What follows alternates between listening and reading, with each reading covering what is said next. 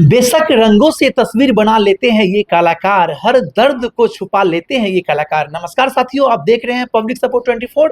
मैं हूं आपके साथ प्रमोद कुमार। फ्रेम में जो आप देख रहे हैं चेहरे को, ये आम चेहरा नहीं है। लगभग 400 फिल्मों में काम कर चुके हैं और अपनी पहचान बेबाकी से बना चुके हैं। जानेंगे इनके वर्षों की जर्नी की कहानी इन्हीं की जुबानी। सर, बहुत बहुत स्वागत आपका पब्लिक सपोर्ट 24 चैनल में। आपके पब्लिक सपोर्ट 24 चैनल के सभी हमारे देवतुल्य दर्शकों को सीपी भट्ट का प्रणाम, नमस्कार। जर्नी की शुरुआत कैसे हुई थी सर आपका? जर्नी की शुरुआत हमने कभी सोचा नहीं था कि एक्टर बनना है। जी जी जी, प्लान था, लेकिन हमको ये पता था कि मुझे सिर्फ रंगमंच करना है। बिल्कुल। और रंगमंच करते करते लोगों का सपोर्ट मिलता गया, संघर्ष करते गए। और संघर्ष बहुत कठिन रहा, क्योंकि वर्षों का संघर्ष हम कुछ मिनट में नहीं बता सकते हैं। बिल्कुल बिल्कुल। बहुत ही बेहतरीन रहा। मतलब कि आपके अंदर दृढ़ संकल्प हो, ईमानदारी हो और टैलेंट हो, तो आपको कोई रोक नहीं सकता। 400 फिल्में में काम कर चुके हैं। शुरुआत कौन सी फिल्म से हुई थी आपका?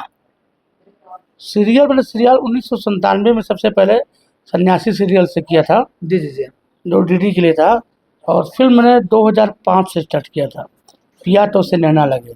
उसके बाद लगभग मैं साजन चल ससुराल, घरवाली, बार वाली, बेहद चल ढूंढने वाली, मुकद्दर, सिकंदर, मुकद्दर, गंगा जमुना सस्ती, कालिया, आरंगबाद, बहुत सारी फिल्में उस पर बनती चली गई। परिवार का सपोर्ट रहा कि विरोध रहा आपको इस लाइन में? देखिए, किसी के घर का बच्चा आगे बढ़ता है तो परिवार का पूर्णतः विरोध नहीं होता है, लेकिन ये होता है इनसिक्योरिटी होती है कि एक ऐसा क्षेत्र है जिसमें 100% सक्सेस का चांस नहीं होता है। तो परिवार के लोग चाहते हैं कि मेरा बेटा सक्सेस रहे और सिक्योर रहे, कंफर्म रहे। नौकरी में सिक्योर रहता है आदमी, इसमें आपका फ्लैक्चुअल होता रहता है, कैरियर अप डाउन होता रहता है। तो सपोर्ट तो था, लेकिन आधे दिल से था। जी जी जी। सर, फिल्मों की दुनिया में अक्सर देखा जाता है कि चप्पलें घिस जाती है लेकिन मौका मिलता नहीं। आपको कैसे मौका मिला इस इंडस्ट्री में? मौका, क्योंकि हम एक्सीडेंटल एक्टर नहीं थे। हमने पूरा प्लानिंग के साथ, लगभग में इंडिया के जितने टॉप थिएटर हैं, चाहे राष्ट्रीय नाट्य विद्यालय, जी जी, भारतीय नाट्य अकेडमी, संगीत नाट्य अकेडमी, संस्कार भारती, इप्टा, हर जगह से मैंने रंगमंच किया है और भी काफ़ी जगह हैं। तो मैंने पूरी प्लानिंग के साथ अपने आंगिक वाचिक आहार पर सब पे मैंने वर्क किया। उसके बाद तब जाके इस पे आया था। ऐसा नहीं कि मैंने, हमारे चाचा बाबा काका थे, हम काम ढूंढने चले गए। आपके परिवार में कितने मेंबर है सर? 100 लोग से ज़्यादा है और एक ही छत के नीचे रहते हैं। 100 लोग से ज्यादा एक छत के नीचे है। जी। कितने भाई बहन आप हैं? हम लोग कोई चाचा बुआ हुआ कोई नहीं है, सिर्फ सगे 4 भाई 3 बहन। जी जी, उन्हीं का सब परिवार मिला के 100 से ज़्यादा है। क्या बात है। सर, ये बताइए, हम चाहते हैं कि हमारे दर्शक जो आपको देख रहे हैं, कोई डायलॉग सुनाइए ताकि वो भी आपके फैन हो जाए, हमारे दर्शक भी आपके। कोई डायलॉग कुछ सुनाइए। डाला के एक थोड़ा डायलॉग था, साजन चल, हमें लड़की पटाई, बोलता है पेट सही करा, पेट निकल रहा हम है, पेट नहीं, सीना सड़क के नीचे आ गई बा। तो ये बड़ा उसमें हिट हुआ था। खेसारी जी की फिल्म थी। जी जी जी, और उसके बाद इंडस्ट्री का अपना रूप स्वरूप बदलता गया। कॉमेडी से आदमी विलन गया, चाचा बाबा काका जैसा स्वरूप बदलता गया। और हम लोगों ने भी अपना स्वरूप बदल दिया उस तरह काम के साथ। हिंदी में काम किए, भोजपुरी में काम किए, दोनों में ज्यादा काम करने में किसमें अच्छा लगा? हिंदी लगा कि भोजपुरी लगा आपको सर? देखिए, हम अगर दिल से बोलो तो हर व्यक्ति की तो मेन इच्छा होती है जी जी, हिंदी में काम करने की होती है। बिल्कुल बिल्कुल। हिंदी में काम करने के लिए गए तो बहुत ज़्यादा सफलता नहीं मिली। छोटे मोटे करेक्टर मिलते थे। संजय दत्त की EMI, कुल नहीं हाथ है हमारे दिल, और बहुत सारी फिल्में गए, टशन में किए तो पूरा रोड गायब हो गया। उसके बाद हाल ही दिल वगैरह बहुत सारी फिल्में हुई। फिर मुझे लगा कि अमेरिका में सभासद बनने से अच्छा कि हम नेपाल का प्रधानमंत्री बनकर रहे बिल्कुल। हैं। जी जी, तो उसके बाद हमने मेहनत की। अपनी मातृभाषा हमारी है, हमारी मातृभाषा। देखिए, मातृभाषा में हम कंफर्ट जोन में रहते हैं कि भोजपुरी जो है, क्योंकि उस समय जब हम ज्वाइन किए तो भोजपुरी के लोग बहुत अच्छे नज़र से नहीं देखते थे। लेकिन कुणाल भैया हैं, इन लोग को हम लोग देखते देखते कि ये ऐसे व्यक्तित्व हैं कि मतलब कि ये लोग बड़े बड़े ऑफर्स ठुकरा दिए कुणाल भैया। शायद भोजपुरी इंडस्ट्री के बहुत कम लोग को पता था कि रामानंद सागर जी के रामायण में राम का रोल सबसे पहले कुणाल भैया को ऑफर किया गया था। कुणाल सर को। हाँ, और राम का रोल जी। उन्होंने उसको रिजेक्ट किया, रामायण में राम कर दी रिजेक्ट। रिजेक्ट कर दिया कि इनको नहीं करना है। जी जी। इनके- क्यों ऐसा? अब अपना भैया का कुछ रहा होगा सिस्टम, जी जी। नहीं कुछ जमा होगा, बहुत चीज़ें भैया फिल्म कर रहे होंगे, मैथोलॉजिकल या हिस्टोरिकल के बारे में बहुत ज़्यादा भैया का अपना लॉजिक होगा। उसके बाद अरुण गोविल जी को मिला। जी जी, अरुण गोविल को बिल्कुल बिना तो एकदम से हटकर ही मिला। सर कहना चाहेंगे कभी कभी लाइफ में आपको आगे बढ़ने के लिए हमेशा हाँ की आवश्यकता नहीं, आपको हाँ से ज़्यादा ना करना पड़ता है। सर खेसारी जब अपने इंटरव्यू देते हैं तो वो इंटरव्यू देते फपक फपक रोज आते हैं, इनकी उनकी जर्नी दर्दनाक रही थी, आपकी जर्नी कुछ ऐसी क्या रही होगी? देखिए दर्दनाक हम नहीं, जबरदस्ती दर्दनाक नहीं बना सकते हम, क्योंकि हम बहुत ही गरीब परिवार से तो नहीं थे, लेकिन हम मध्यम वर्गीय परिवार से थे, जी जी। शिक्षित परिवार से थे।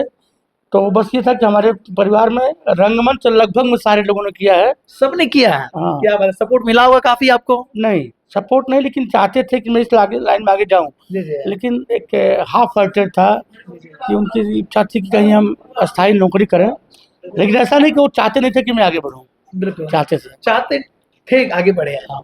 जी जी। अच्छा ये बताइए, मतलब आप जो फिल्मी लाइन में आए तो क्या लगा कि गांव के लोग जब मतलब कुछ बोले, क्या कर रहे थे?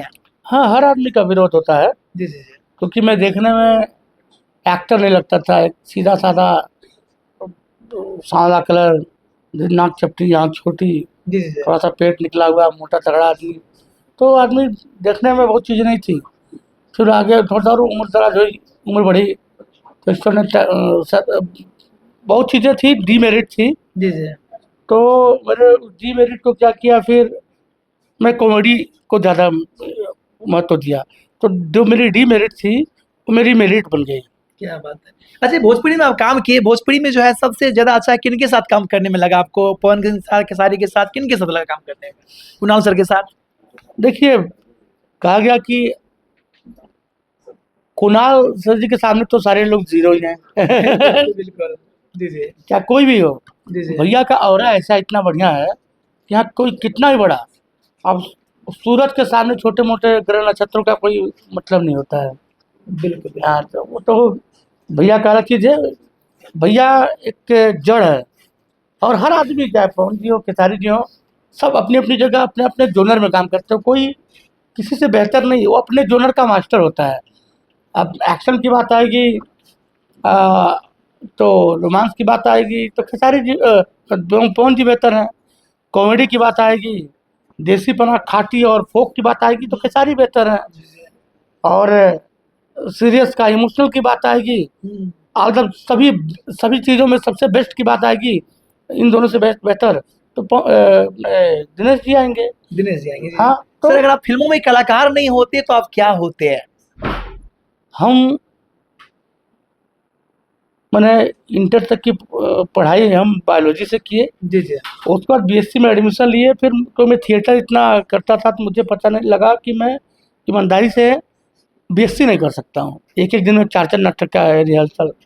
तो फिर मैंने ग्रेजुएशन किया, फिर आफ्टर दैट LLB किया, फिर प्रोफेशनसी लैंग्वेज से डिप्लोमा किया, जी जी। फिर लखनऊ हाई कोर्ट में मैं प्रैक्टिस करना शुरू किया। प्रैक्टिस इसलिए नहीं कि मुझे नौकरी करनी थी, प्रैक्टिस ये था कि जब भी कोई लड़का नौकरी पाता था या आगे बढ़, तो हमेशा होता था जब क्या हुआ फलाना का क्या हुआ नौकरी पा गए, तो ये रहा नौटंकी करा तू।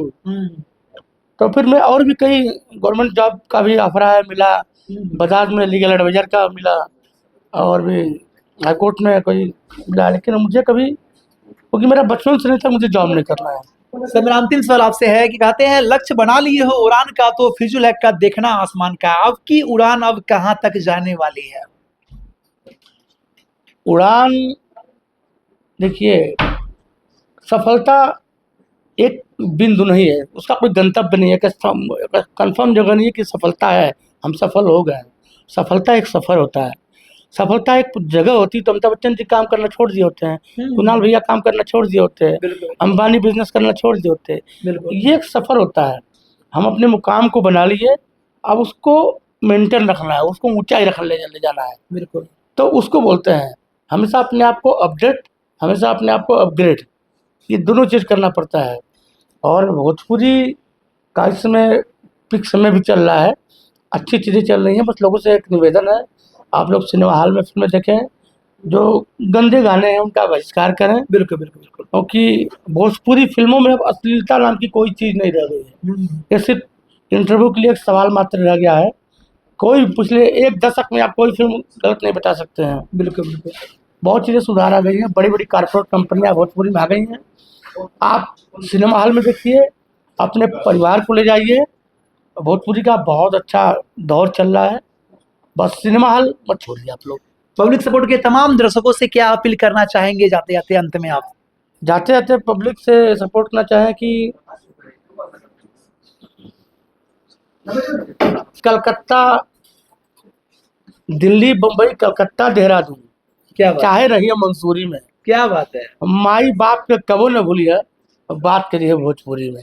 क्या बात है, बहुत खूब, बहुत खूब। अपन अपना जो वजूद है, अपना संस्कार है, अपना कल्चर है, अपना जो बेस है, अपने दोस्तों को, अपने माँ बाप को, अपने परिवार को, जो आपका जो मेन चीज़ है कल्चर, उसको कभी मत भूलिएगा। और इसको पागलपन की तरह मत लीजिए कि नहीं हम एक्टिंग के लिए जिएंगे मरेंगे, नहीं, ये क्या एक अपना जीवन का हिस्सा है। आप अपने असल ज़िंदगी में आप हीरो बनना चाहिए। बिल्कुल। हम कॉमेडियन हैं, बाहर की दुनिया के सबको हंसाएं, हमारी बीवी नाखुश है, हमारे बच्चे नाखुश रहें, उनके लिए हम गलत भाषा का प्रयोग करें, घर के लिए विलन रहें, बाहर के लिए हीरो रहें, तो भी हम असफल हैं। बिल्कुल बिल्कुल। हम अच्छे बाप, अच्छे बेटा, अच्छे भाई, अच्छे नागरिक, अच्छे देशवासी, तो ये अच्छा, सब कुछ अच्छा रहेंगे तो हम सफल हैं। ये हमारे जीवन का एक अंश है, न कि जीवन है मेरा। चलिए, पब्लिक सपोर्ट से बात करने के लिए आपका बहुत बहुत आभार, धन्यवाद। आप सभी लोग को बहुत बहुत धन्यवाद। सीपी भट्ट ढेला बाबा का हमेशा आशीर्वाद देते रहिए, प्यार देते रहिए।